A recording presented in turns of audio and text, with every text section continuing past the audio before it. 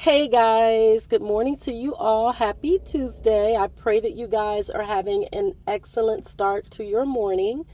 I am back on to share a dream message that the Lord has placed on me. Well, I had this dream last night and this morning. The Lord was just telling me He has a message that He needs for me to deliver to you guys. And so I started out at first, it was going to, of course, be a write up because you guys know I love to write.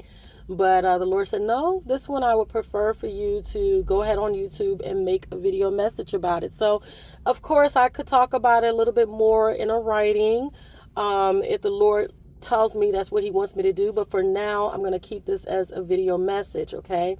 A dream message. And I just pray that this message reaches the ears of those that it is intended for. Of course, not every message is for everybody. So, eat the meat, spit out the bones, right? That's what you need to do. And take what applies to you, and whatever doesn't apply to you, you do not have to take it, okay?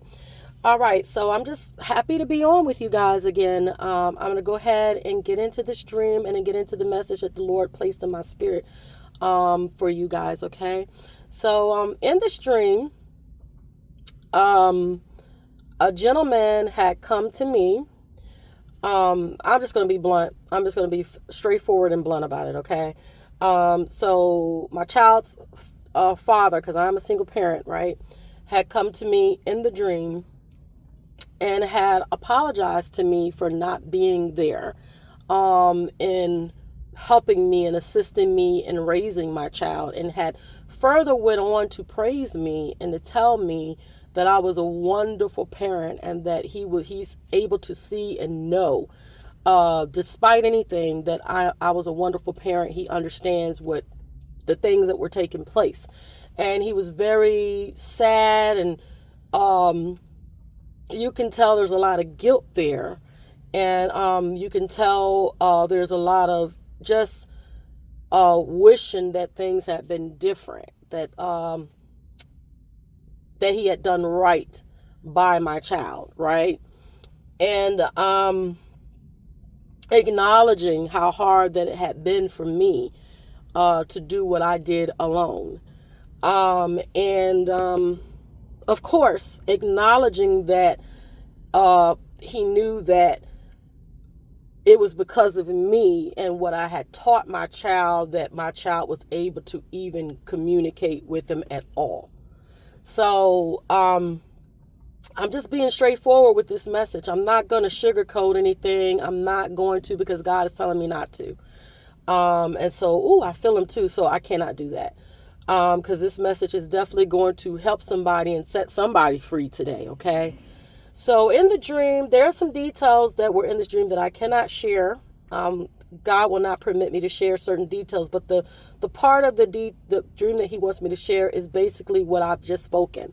Okay, so I, of course, in the dream, accepted the apology and told him that I had forgiven him, that I had long ago forgiven him without the apology, and that I pray that, he forgives himself, and that he is able to find peace within himself for whatever it was that he had done,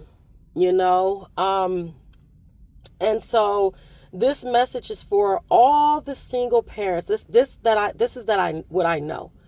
For all the good single parents, the ones that do not turn their children against their fathers, the ones who are treated horribly because they happen to be in right standing. They happen to be good parents. And this really can go for just any kind of relationship, whether it be mother to child, child to mother, father to son, son to father, mother-in-law to daughter-in-law, daughter-in-law to mother-in-law, or father-in-law to son-in-law, son-in-law. Oh, you know what I'm saying? This can apply to any of these types of relationships, including friendships. There are times when good people are done bad. Okay, there are times when good people are done bad. That's the way that this world is. There are times when you can be an upstanding person, not perfect, but you can be a really good, righteous person. one that's doing all you can to live at peace and harmony with people. You can admit your flaws, you can admit your mistakes, you can go to people with apologies just like that. You don't hesitate. You go, you make the apology, you say what you need to say, and it's not just to make yourself feel better. It's because well, in part, you are going to feel better when you're doing the right thing. Let's just be honest. Yeah, but what I'm saying is, it's not just for you, but you're doing it because you know that it's the right thing to do, because somebody else was right with you, but you, for whatever reason, decided to make this person a villain when they were never a villain. And what God is saying, that there are a lot of you guys who are due apologies. You are due certain things from God, even because of your faithfulness, because of your integrity behind closed doors, because you stood through the gossip, you stood through the slander, you stood through the mistreatment. I'm talking about parents who was really there doing all that they could and doing their absolute best. I'm not talking about what people, how they twist things up and try to make you seem as though you are not. God is saying, no, those of you who he knows did his absolute best are the ones that are getting ready to get blessed in this season. So a lot of you single parents, you feel like you're not getting the recognition. You feel like you're getting mistreated. You feel like people are, rooting for the people who have done you wrong. Basically, you feel like, you're good at speaking evil of, like people are speaking evil of the good that you have done. God is saying to just relax, release the need to control what is happening, even if what is happening appears to not be in your favor. God is saying right now, it really doesn't matter. Because if you have faith in him and you trust him to make everything right in its season, in its time, then that will happen with or without the apology. Because some of us are expecting apologies that some of us may never get. Let's just be honest. There are people who have done a lot of us really, really wicked. We may never see the apology from them. Some of them may get on their deathbed and may decide, well, I better go ahead and apologize before I cross over. I mean, there are times when people have done that. But why wait? Why wait until you're on your deathbed to make things right? But God is clearing a lot of our names. He's clearing a lot of our names. And not only is he clearing your name in the spirit realm, he's clearing your name there in the earthly realm, and he's clearing your name amongst different people. Okay, because I'm going to tell you something about certain people. There are some people, they, for whatever reason, they just don't like you. They just don't like us. Okay, and so when they hear negative things about us, they don't care if it's true or not. They really don't care. What they care about is painting a picture of you being this horrible monster to make themselves feel better. And you find that there are people who don't even really like each other, but they will group together in order to cause you pain. They will come together to cause you pain because their common thing that they have, what's common that they have is you.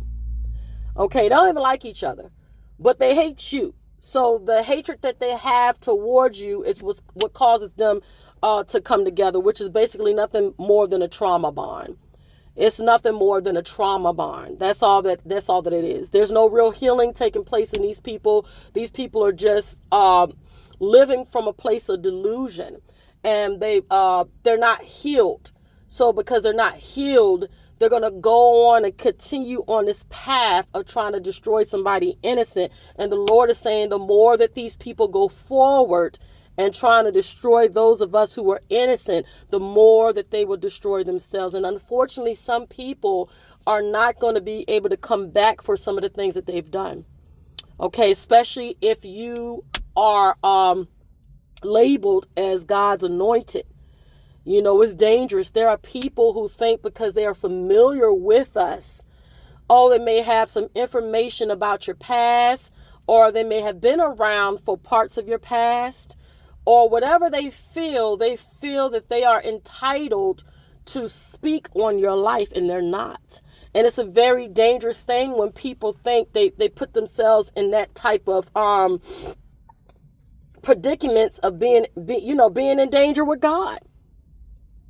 And that's a terrible thing, but we can't control what people do. When they do evil, we can't control that. This is just what's in people. And the only time that, they're going to get free from that is when they repent, when they seek God for forgiveness, when they come and they apologize, when they make their wrongs right. That's when God will, open the prisons and let them out of there. But as of right now, there's a lot of people going through a lot of stuff in their life. Mental turmoil, I'm hearing. They're going through a lot of stresses. They're losing a lot of things. Things are falling apart in their life. They're not truly at peace within. And that's because of the evil that they have done against those of us who are innocent. This is why they're experiencing that. And a lot of times people, what they do is they want to be attached to us because they know that we're pure, that we're at one with God. So they want what we have, right? They want to experience what we have so that they can feel good on the inside about themselves, but they don't want to do the inner work to receive that inner healing and that deliverance that they need. So what they do is they come to us to get everything that they need from us, right?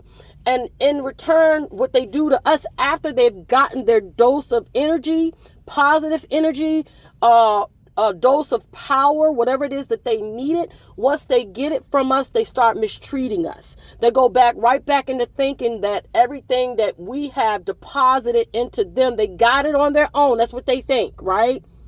And then they go and they mistreat us after we've done those good things for them. Well, God is saying that, nothing that a person does to you, no evil sin that a person does to you is going to go unpunished. It's not. But back to what I'm saying about us single parents. God is saying that some of you guys are absolutely going to get an apology. Whether it was the mother or the father that abandoned their child or children, you're going to get the apology that's due to you. And not only that, God is getting ready to bless you guys for your faithfulness in raising your child or children alone. You've gone through a lot. Some of us went through quite a bit of that people know nothing about. Okay. I'll give you one instance with me. All three of my kids were asthmatic. Okay. My first one, I spent the majority of my time in the hospital with her. Okay. When I tell you that was hell on wheels, that's really what it was. I stayed in the hospital nonstop, at the doctor's office, nonstop. And I was very active in all of my children's lives. I was very active, very involved in different things with them. And it was hard. It was very hard work. Okay. And then you have to deal with your own stuff. So not only are you dealing with your children, you are now dealing with the things you have to deal with. Okay. And a lot of you parents feel that you are not noticed, or that people are taking your good and speaking of it in an evil way. And God is saying, scratch that. A lot of us are due for apologies that we're going to get. And the apologies that you don't get, God is saying, rest assured, you're going to be blessed anyway.